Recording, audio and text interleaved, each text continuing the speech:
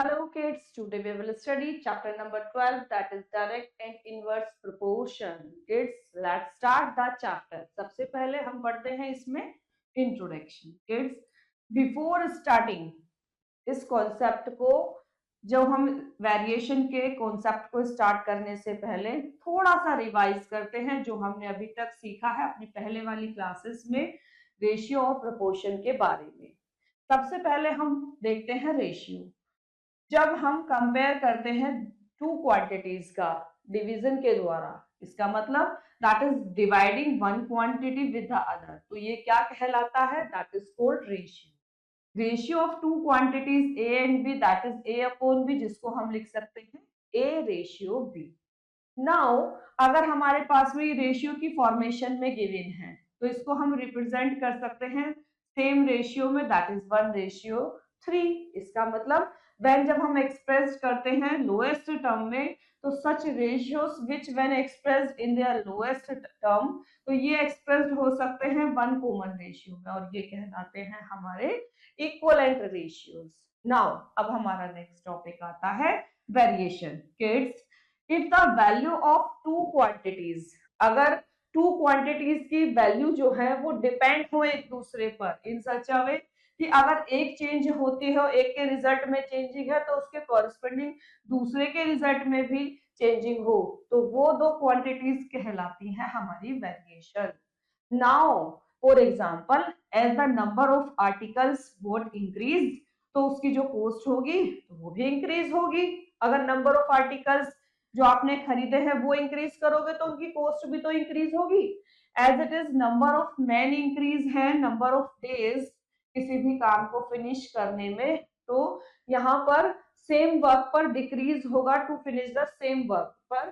To quantities में be related each other two ways से। पहला, अगर बोथ क्वांटिटीज इंक्रीज हो या डिक्रीज हो एक साथ, या और सेकंड, वन क्वांटिटी इंक्रीज हो रही है जबकि दूसरी जो है डिक्रीज हो रही है, वाइस वर्सा। मतलब अगर पहली क्वांटिटी डिक्रीज हो उसके कॉरेस्पॉन्डेंट दूसरी इंक्रीज हो, तो इस मतलब हम ये कह सकते हैं कि जो हमारे वेरिएशन के टाइप्स होते हैं वो टू होते हैं। First direct variation and second inverse variation. तो पहले हम पढ़ते हैं डायरेक्ट वेरिएशन। मतलब आप यहाँ पर देखें, यदि एक ट्रेन ट्रेवल्स करती है यूनिफॉर्मली 72 किलोमीटर पर आवर, यानी कि एक घंटे में 72 kilometre, and 5 minutes it travels 6 kilometre, 10 minutes में 12, 15 में 18 किलोमीटर एंड सो ऑन। इस तरीके से अगर वो कर रही है, तो जब टाइम डबल है तो डिस्टेंस भी डबल है। When the time is tripled, तो डिस्टेंस भी ट्रिपल हो गई। जब टाइम हाफ हो तो डिस्टेंस भी हाफ हो गई एंड सो ऑन। तो we say that distance travelled is directly proportion, क्योंकि एक के कॉरेस्पॉन्डेंस दूसरी भी डिक्रीज हो रही है जैसे कि एक के कॉरेस्पॉन्डेंस दूसरी भी इंक्रीज हो रही है। Now distance varies directly as a time. Now kids, यदि y kilometre be the distance covered by a train in x minute में, तब हम इसके रेशियो को y अपॉन x ऐसे लिखेंगे and that will be the constant. Now अब आप एग्जांपल देखें। फर्स्ट, ये गिवन है s वेरीज डायरेक्टली है एज q के, तो आपको ए कहा है, आपको एक इक्वेशन लिखनी है that specify the variation and also find the constant of variation अगर s 4 है एंड q 6 है। सेकंड, हमसे ये कहा है फाइंड करना है s जब q इज 15 है। सॉल्यूशन देखें, क्योंकि हमसे कहा है वेरी डायरेक्टली है, इसका मतलब क्या हो गया, s इज इक्वल टू के क्यू, यहाँ पर k भी है, जहां पर k क्या है, एक constant of variation. Now kids, s की वैल्यू 4, q की वैल्यू 6 गिवन, अगर ये रख देंगे तो यहां से k की वैल्यू आ गई 4/6 यानी कि 2/3 सिंपलेस्ट फॉर्म में। नाउ b कहा है इन्होंने कि अगर k की वैल्यू तो पता चल गई है, q की वैल्यू 15 हो तो तब s की वैल्यू क्या होगी, तो 3 से 15 5 पर जाकर 2 5s are 10. That will be the value of S. Example number 2.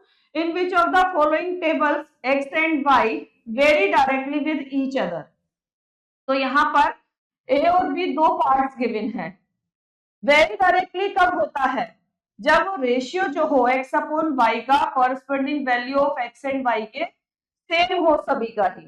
तो यहाँ पर फर्स्ट का निकाला हमने, that is x upon y 1/3 है. सभी में ही आप देखें 2/6 का मतलब भी 1/3, 5/15 का भी, 6/18 का भी एंड 7/21 का भी. तो इस केस में हम क्या कहेंगे, x एंड y कैसे हो गए? Very directly.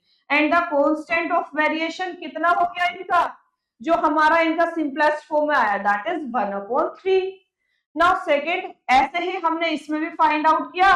तो हमने देखा इन सब का जो x अपॉन y रेशियो आ रहा है वो 1 आ रहा है, but 3 values of x and y it is not so. तो यहाँ पर ये क्या है, दैट इज x 10 है एंड y 12 है. तो इसका मतलब क्या हो गया, x and y do not very directly. ये याद रखेंगे कि सभी होने चाहिए रेशियोज इक्वल, ऐसा नहीं कि एक है बाकी नहीं है, या एक सब है और एक नहीं है. Now example number 3.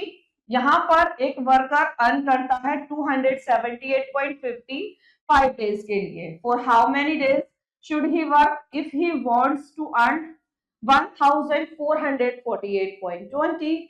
तो किड्स, इसके सॉल्यूशन में here earning and the number of working days जो है ना वो कैसे है, डायरेक्ट वेरिएशन है. तो यहाँ पर नंबर ऑफ डेज 5 के कॉरेस्पोंडेंस अर्निंग कितनी है 278.50.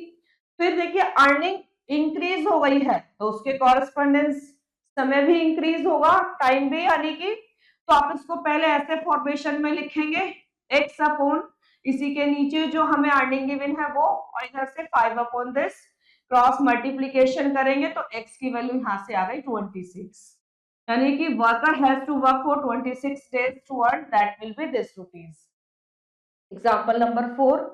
Cost of 57 metre of ribbon की गिवन है 199. तो फिर क्या पूछ रहे हैं, what length of ribbon can be purchased 353 rupees. बढ़ गए हैं तो लेंथ भी बढ़ जाएगी. तो ये कैसा क्वेश्चन हो गया, डायरेक्ट वेरिएशन का, क्योंकि क्लियर है amount will fetch more meter, तो it is a case of direct proportion. तो यानी कि ratio between the length and corresponding cost Q कैसी होगी, दैट विल बी सेम. तो पहले हम इसको ऐसे टेबल बनाई, ये हो गई लेंथ मीटर में एंड उसकी कॉरस्पॉन्डेंस क्यू हो गई कॉस्ट 57 के साथ 199.50, और हमने यहाँ सपोज कर ली x और इसकी कॉरस्पॉन्डेंस कॉस्ट है 353.50. यहाँ पर ये दोनों वैल्यूज को रखा, क्रॉस मल्टीप्लीकेशन करा तो x की वैल्यू क्या आ गई, दैट विल बी 101. यानी कि 100 मीटर लेंथ जो है रिबन की वो परचेज कर सकता है 353.50 रुपीज में. नाउ इस पर बेस्ड एक्सरसाइज आती है हमारी 12.1, जिसमें फर्स्ट क्वेश्चन है, in which of the following x and y vary directly with each other. For each direct variation state the constant of variation.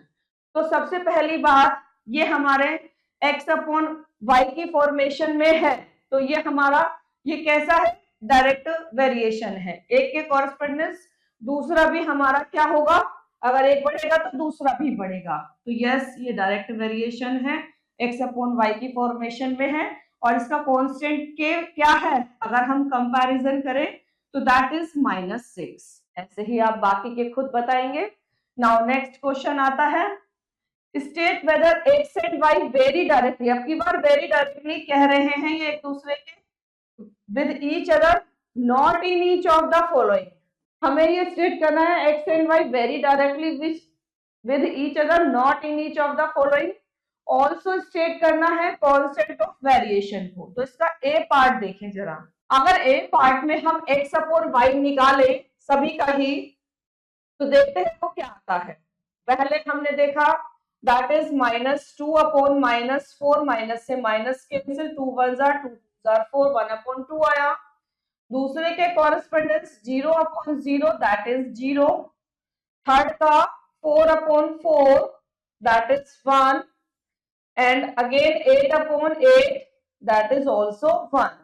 तो ये तो सिमिलर नहीं है, तो इसका मतलब no, it is not a direct variation. अगर वेरिएशन ही नहीं है तो कांस्टेंट भी फाइंड आउट नहीं होगा।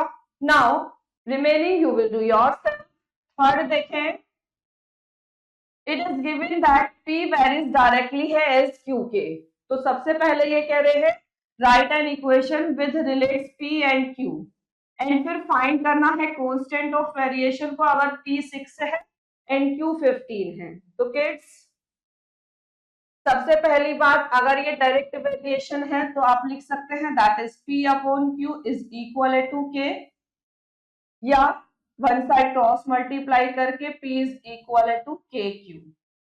ये तो हो गया इसका इक्वेशन। नाउ कांस्टेंट वेरिएशन की वैल्यू फाइंड आउट करनी है। p गिवन है 6 एंड q गिवन है दैट इज 15। तो इन वैल्यूज को अगर हम रखें यहाँ पर तो क्या आ जाएगा, मल्टीप्लाई दोनों की हो रही है, तो ये आ गया 6 upon 15 is equal to k की value 3 2 6 3 5 15।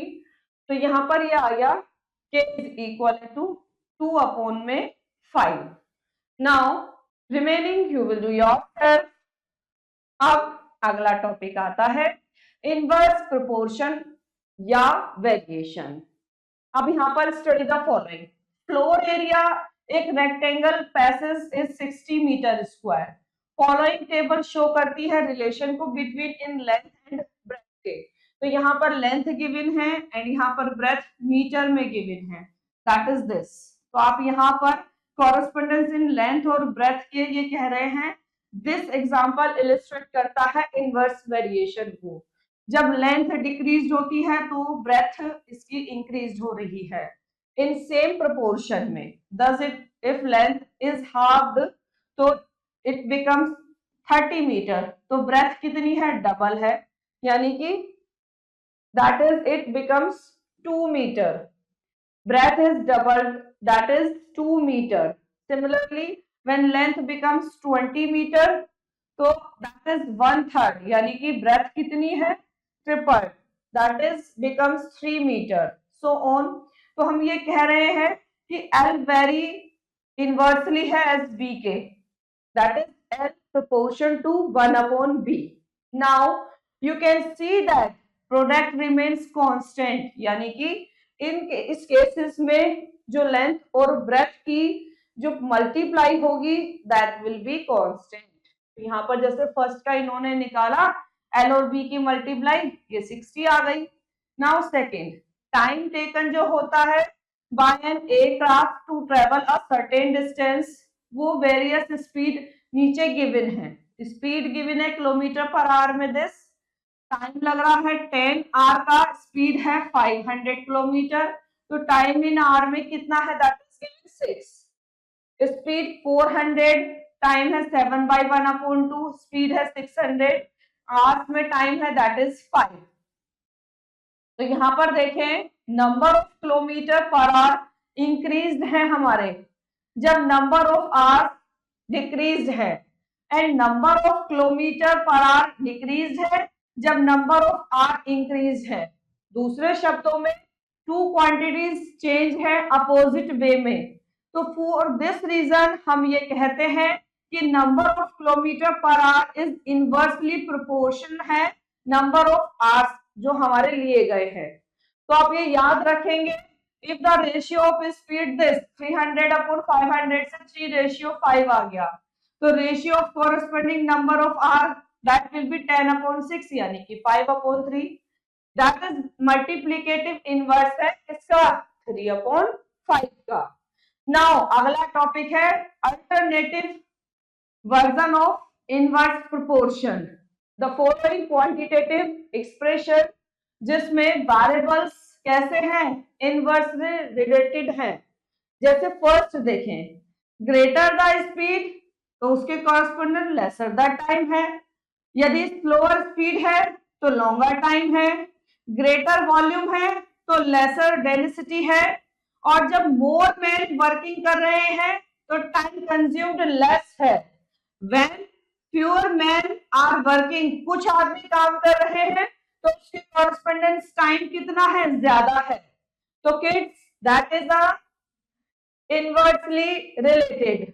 Now next topic, working rule क्या होता है। पहला देखें, if x and y vary inversely होते हैं and y1 and y2 two values हमारी y कॉरेस्पॉन्डिंग है to the values x1 and x2 of x के, तब हम ये कहेंगे कि x1 और y1 जो होंगे वो इक्वल टू हो जाएंगे x2 y2 के। नाउ एग्जांपल देखें और अच्छे से क्लियर हो जाएगा। जैसे पहला है, which of the following vary inversely, एक दूसरे के। पहला, the number of toffees x you can buy with 24 rupees and the cost y of the toffees which you can assume to be a multiple of 50। ये assume कर सकते हैं पैसे in this case में। तो पहले अगर हम इसी की बात करें तो since on increasing the cost by number of toffees, one कैसी है, दैट इज डिक्रीज। तो इसका मतलब ये कैसा हो गया, वेरी इनवर्सली, क्योंकि एक के कॉरेस्पॉन्डिंग एक अगर घट रहा है तो दूसरा बढ़ रहा है, तो इसीलिए ये होगा वेरी इनवर्सली। बी देखें, x number of man hired है to construct a wall if the time is y, जो टेकन लिया गया उसको फिनिश करने में जॉब को। तो यहाँ पर मोर पर्सन आर नीडेड है, यानी कि जरूरत है टू फिनिश करने के लिए वर्क को लेस टाइम में। Therefore x and y vary inversely, आदमी ज्यादा है उसके कॉरेस्पोंडेंस टाइम कम है, इसलिए ये वेरी इनवर्सली है। सी ये क्या कह रहे हैं, length of a journey by train and the price of the ticket. तो यहाँ पर देखें ये केस कैसा है, डायरेक्ट वेरिएशन का, क्योंकि अगर लंबी जर्नी होगी तो उसके कॉरेस्पोंडेंस टिकट भी कैसा होगा, प्राइस भी ज्यादा होगा, तो that is direct variation. Now example number 2, look at the following table, state in which of the case do x and y vary inversely and in which vary directly, ये आपको बताना है। पहले ए वाले में देखें, हमने ऑल केसेस में x1 upon y1 find out किया, तो in all cases that is 1/8, यानी कि x अपॉन y एक कांस्टेंट है for any two pairs of values के लिए x एंड y की। तो इसका मतलब ये कैसा केस हो गया, डायरेक्ट वेरिएशन का। अब सेकंड वाले में देखें, दोनों x और y की जो मल्टीप्लाई है सभी में ही दैट इज सेम 48, आप सब में चेक कर रहे हैं ये, तो इसका मतलब क्या हो गया कि x1 upon y1 find out करें, दैट इज नॉट इक्वल।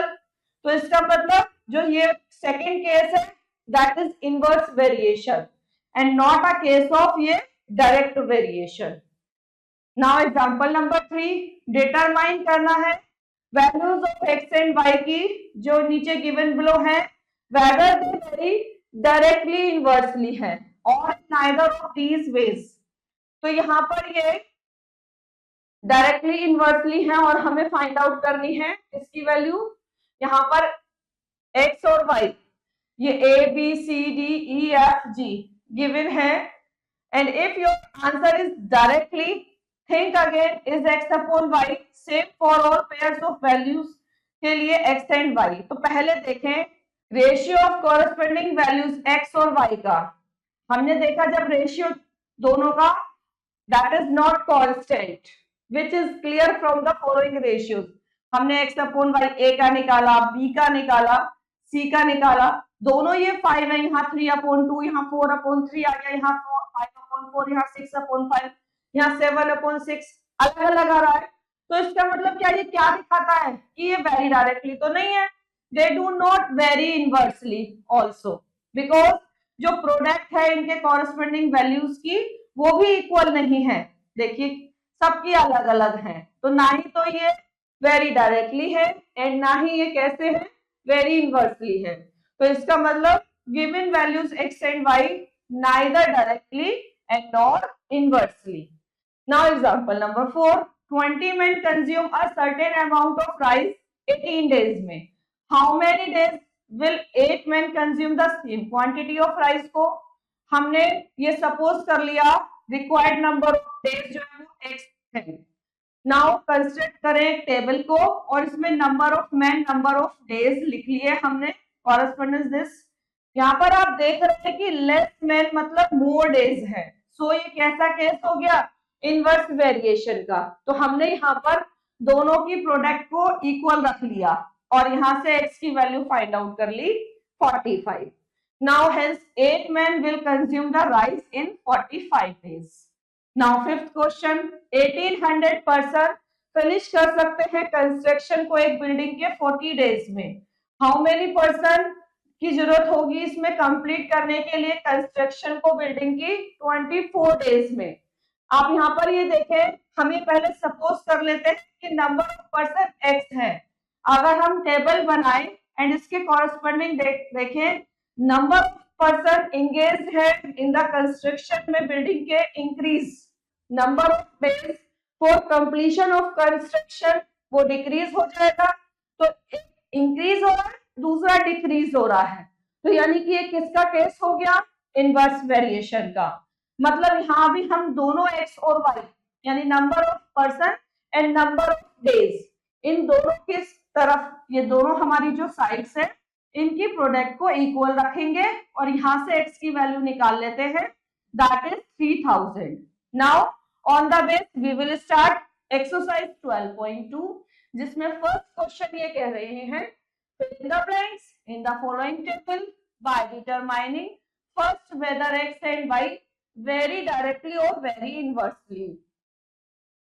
यानी कि ये हमें fill in the blanks बताना है इसके कॉरेस्पॉन्डेंस कि ये x और y जो है वो वेरी डायरेक्टली है या इनवर्सली है। तो देखिए जरा, तो यहाँ पर देखें आप, पहले अगर हम इसको चेक करें वेरी डायरेक्टली के लिए, यानी x अपॉन y रेशियो जो गिवन है वो फाइंड आउट करें, तो दैट इज 1/25 एंड सेकंड हमें गिवन है दैट इज 10/12.5। तो यहाँ से ये आ गया दैट इज 100/125। तो ये तो इक्वल नहीं है, तो इसका मतलब नो, ये कैसा केस नहीं है, वेरी डायरेक्टली। अब चेक करते हैं हम इनवर्स के लिए। तो इनवर्स में हमें दोनों की प्रोडक्ट देखते हैं, x multiply y that is 1 multiply 125 that is 125। Similarly जो हमें सेकंड का गिवन है वो देखते हैं थर्ड में, दैट इज 10 मल्टीप्लाई 12.5, यहाँ से पॉइंट रिमूव किया 10 आ गया, 10 से 10 कैंसिल दैट इज आल्सो 125। यानी कि ये कैसा केस है, that is inversely. Now inversely case में अगर हम x1 y1 इन दोनों की प्रोडक्ट को इक्वल रख लें, दैट इज सेकंड जो हमसे पूछा है x2 y2 के, तो x1 y1 तो हमें पता है 1 मल्टीप्लाई 25 है एंड ऑन हेयर हमें x2 तो गिवन है 5 और क्या गिवन नहीं है y2, तो 1 मल्टीप्लाई 125 अपॉन में 5 जाएगा, तो यहाँ से y2 की वैल्यू आ जाएगी, दैट विल बिकम 25। तो y2 तो आ गया हमारा 25, दैट इज फर्स्ट आंसर। फिर x3 y3 गिवन है, हमें फाइंड आउट करना है x, ये हो गया y2 की वैल्यू। अब की बार x3 मल्टीप्लाई y3 को इक्वल अगर रख लें x4 मल्टीप्लाई y4 के, और x3 value is given 10 and y3 value is given 12.5, x4 value find out करनी है एंड y4 वैल्यू है दैट इज 5। तो यहाँ से 5 को अगर हम नीचे ले जाएंगे 12.5 के, तो यहाँ से x4 की वैल्यू आ जाएगी 5 2s are 10 हो गया, और अगर इन दोनों की मल्टीप्लाई करेंगे तो x4 कितना हो जाएगा, 2 5s are 10 दैट इज 25। तो यहाँ से ये कितना आ गया 25। अगेन अब यहाँ पर भी हमें फाइंड आउट करना है, नेक्स्ट x4 आ गया, अब की बार x5, तो आप x1 और y1 इसकी मल्टीप्लाई को x5 मल्टीप्लाई y5 के इक्वल रखें, x1 is 1 and y1 is 125, x5 find out करना है एंड y5 इज 1, x5 की 1 में मल्टीप्लाई करेंगे तो x5 आएगा एंड 125 की 1 में करेंगे तो 125, तो x5 की वैल्यू क्या हो गई, दैट इज 125। ये हो गया इसका answer. Now remaining question you will do yourself. Second देखें, कंप्लीट करना है टेबल को जो हमें नीचे गिवन है, finding the value of A B C D यदि एक्स और वाई वेरी इनवर्सली है। अब की बार ये कह दिया है कि ये वेरी इनवर्सली है, तो करते हैं वैल्यूज को। यहां देखें आप, अगर ये वेरी इनवर्सली है तो इस केस में एक्स और वाई की multiply that will B 600 multiply 300, ये हमें कांस्टेंट गिवन होगी, that is 6 3s are 18 and 4 zeros will become. Now to find the value of a, आप ये ले सकते हैं x1 multiply y1 is equal to x2 multiply y2, क्योंकि case very inversely है तो x1 और ये y1 हमें ये फाइंड आउट किया, दैट इज 80,000 रखेंगे, x2 is given 720 and y2 हमें फाइंड आउट करना है, दैट इज गिवन a। तो 1,80,000 के डिनोमिनेटर में आप 720 ले जाएंगे तो ये वैल्यू हो जाएगी a की। नाउ वंस प्लेस की 0 से वंस प्लेस की 0 cancel. Now 18 4s are is 72, 18 1s are is 18 and 3 zeros will become. Now अगर हम इसको 4 से कैंसिल करें तो 4 2s are 8, 2 इसको देगा, 4 5s are 20 and 0, a की वैल्यू कितनी आ गई, दैट इज कम 250। सिमिलरली अब हमें b की वैल्यू फाइंड आउट करनी है, तो x1 मल्टीप्लाई y1 को, क्योंकि सभी वेरी इनवर्सली है तो कांस्टेंट वैल्यू सबकी एक ही होगी, x3 मल्टीप्लाई y3 ले लें, यानी कि 1,80,000 को इक्वल ले लें।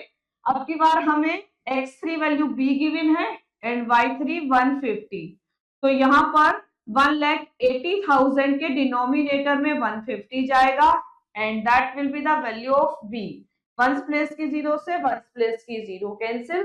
Now 3 5s are 15, now 3 6 are 18 and 3 zeros will become, again 5 से कैंसिल करें, 5 1s are 5 2s are 10 and 2 0 as it is, that is come 1200। Now अब आप फाइंड आउट करें c की value, again you will take x1 multiply y1 is equal to that is come x4 multiply y4। अब ये हमें 1,80,000 given है and यहाँ पर हमें x4 180 गिवन है एंड y4 गिवन है c, तो 1,80,000 के डिनोमिनेटर में हम ले जाएंगे 180 को, ये वैल्यू हो जाएगी c की, वंस प्लेस की 0 से वंस प्लेस की 0 cancel, 18 1s are 18 and 3 0 will become, c की वैल्यू आ जाएगी दैट इज 1000।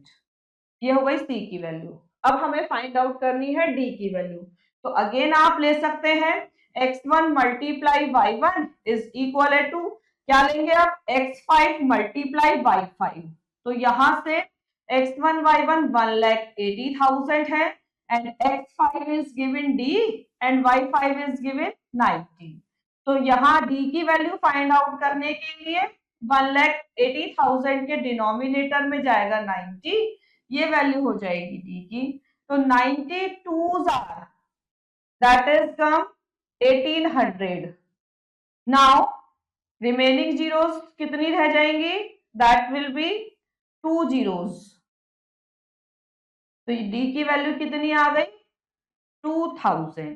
तो इस तरीके से हमने a b c d चारों वैल्यूज फाइंड आउट करी। Now remaining question you will do yourself. अब शुरू होता है next topic, compound proportion. Kids, there are many problems involving more than one variation के, जिसमें मोर देन 2 डिफरेंट टाइप्स जो होंगे ना क्वांटिटी के, वो यूज है। In it we solve a given problem को by taking ratio of more than 2 quantities together, यानी एक साथ लेते हैं। जो रिपीटेड होता है use of the rules of variation का, वो कहलाता है रूल्स ऑफ कंपाउंड प्रोपोर्शन। अब एग्जांपल देखें ना तो और अच्छे से क्लियर होगा। 25 हॉर्सेस ईट करते हैं 5 बैग्स ऑफ कॉर्न को 12 डेज में, how much will 10 horse eat in 1 day। तो कैसे करेंगे इसको देखें जरा ध्यान से। यहाँ पर 12 डेज 25 हॉर्सेस ईट करते हैं 5 बैग्स ऑफ कॉर्न को। तो यहाँ से हमने 1 डे का निकाल दिया। 1 डे में 25 हॉर्स कितना ईट करेंगे? 5/12 बैग ऑफ कॉर्न को। नाउ यहाँ से अब 1 डे में 1 हॉर्स का निकालेंगे कि वो कितना खाते हैं। यहाँ से 25 डिनोमिनेटर में चला जाएगा। अब 1 डे में 10 हॉर्स, यदि 1 हॉर्स का निकाल दिया, पूछा है 10 हॉर्स का, तो यहाँ पर क्या होगा, जब 1 के बारे में हमने पता कर लिया है तो ये रूल होता है कि जब हमें किसी के 1 के बारे में पता हो और ज्यादा के बारे में निकालते हैं तो हम मल्टीप्लाई कर देते हैं जो भी 1 की कॉस्ट होती है उससे।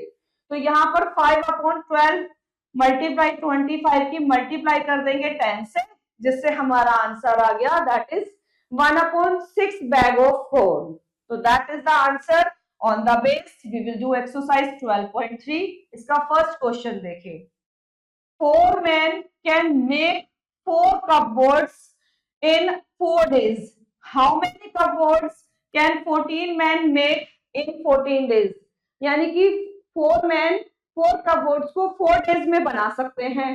तो कितने cupboards को 14 men 14 days में बना सकते हैं, ये हमें बताना है। तो यहाँ पर देखें हम कैसे करेंगे। जो पहले गिवन है वो लिख लेते हैं। हमें गिवन है 4 men can make in 4 days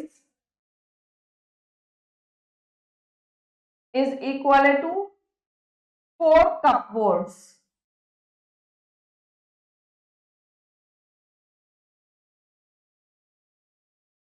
तो यहां से अगर हम 1 मैन का निकाल लें, 1 man can make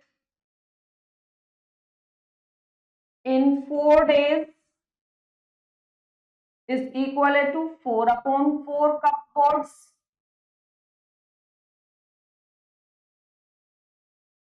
That is 4 ones are 4 यानी कि 1। अब हम क्या कर रहे हैं, 1 मैन का वो कितने बना सकता है 1 डे में, एक दिन का निकाल लेते हैं। तो क्या करेंगे हम, 1 को डिवाइड कर देते हैं 4 से, यानी कि 1/4 कपबोर्ड्स वो बना सकता है एक दिन में। अगेन अब पूछा कितना है, 14 मैन का, और कितने डेज का पूछा है, 14 डेज का। तो 14 man can make in 14 days, 14 days में। अब देखिए यहाँ पर हमें 1 मैन की 1 डे का पता है कि वो कितना बना सकता है। अब ज्यादातर हम निकाल रहे हैं तो क्या करेंगे, मल्टीप्लाई। कैसे, 1/4 की मल्टीप्लाई 14 मल्टीप्लाई 14 में कर देते हैं। तो यहाँ देखिए 2 2s are 4, 2 7s are 14, again 2 7s are 14। तो ये कितना आ गया, 7 मल्टीप्लाई 7 यानी कि 49, यानी कि 49 कपबोर्ड्स जो हैं वो 14 मैन 14 डेज में बना सकते हैं। ये हो जाएगा इसका answer. Now remaining question you will do yourself. Next topic, time and work. Previously हमने ये देखा है application of direct and inverse variation की इन सॉल्विंग द प्रॉब्लम्स में related to time and work में और टाइम एंड डिस्टेंस प्रॉब्लम्स में। Now we will study, हम स्टडी करेंगे किसका, सम कॉम्प्लेक्स प्रॉब्लम्स को जो रिलेटेड होंगी टाइम एंड वर्क से। लेकिन before moving on to them हम थोड़ा सा देखते हैं some fundamental rules related to time and work का। जैसे रूल नंबर फर्स्ट, यदि एक आदमी can do a work in x days, तो then work done by 1 day का कितना हो जाएगा, 1/x।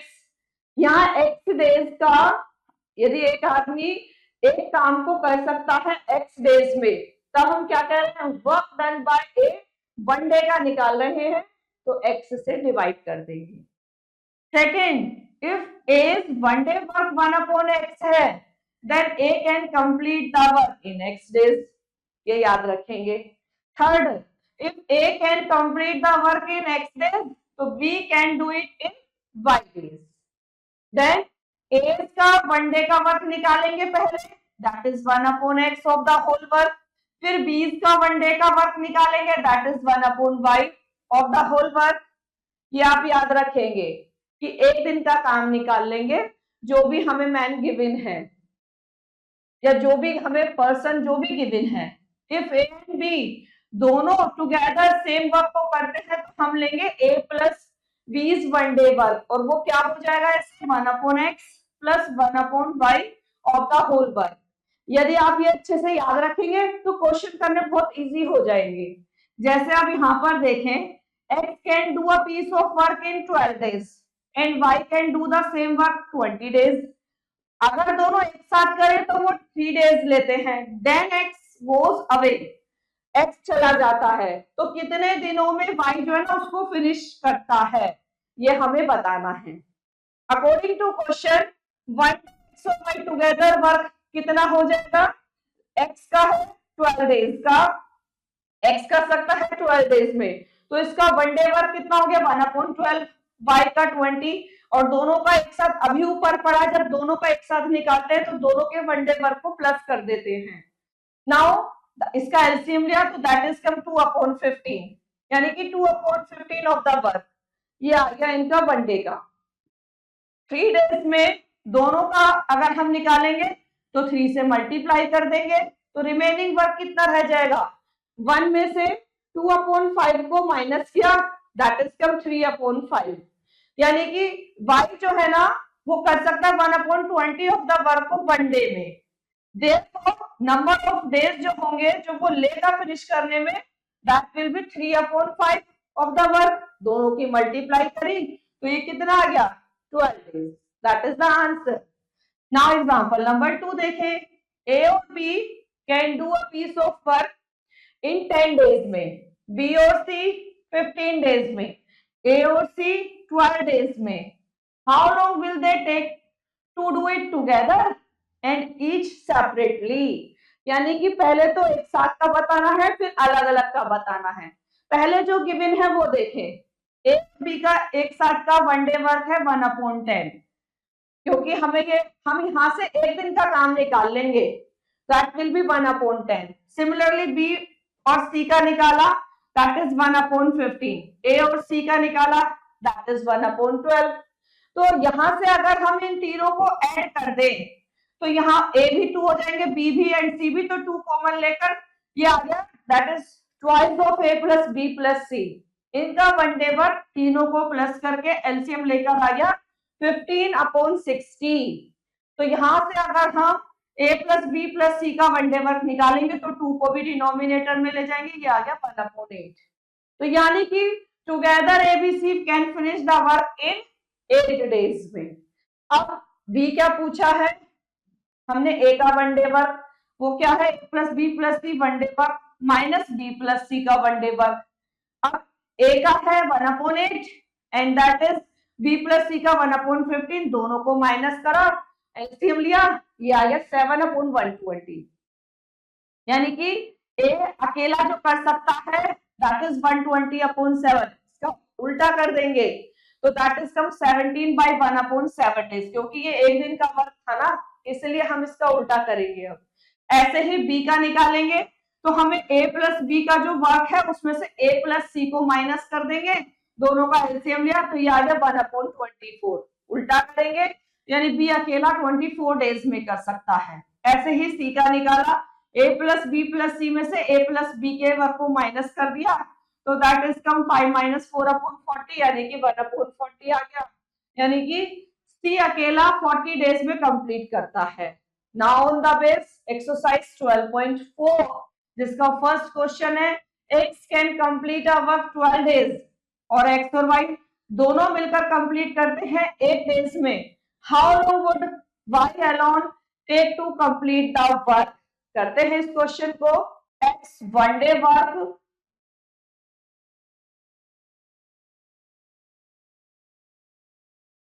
is equal to 1/12 as it is x and y together, यानी कि x plus y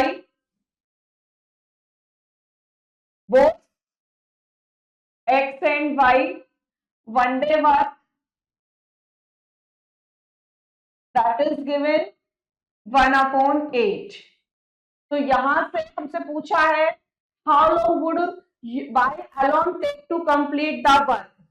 तो x प्लस वाई हमें गिवन है 1/8 एंड x का अलोन का गिवन है 1/12। तो अगर हम यहाँ पर 1/12 ले ले प्लस y की वैल्यू निकल जाएगी 1/8। y इधर जाएगा तो पहले 1/8 माइनस 1/12, दोनों का एलसीएम हो जाएगा 24। 8 3 jar 24, 3 1 jar 3, 12 2 jar 24, 2 1 jar 2, that is कम 1/24। तो यह आ गया y का 1/24। और वो पूछ क्या रहे हैं y अकेला कंप्लीट कितने दिन में कर सकता है। तो y alone complete the work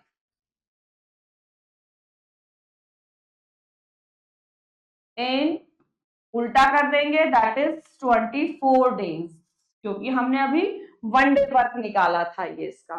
now remaining question you will do yourself, और यहीं पर ही हमारा चैप्टर भी फिनिश होता है। I hope you understood very well this chapter. Now we will meet in next chapter. Thank you.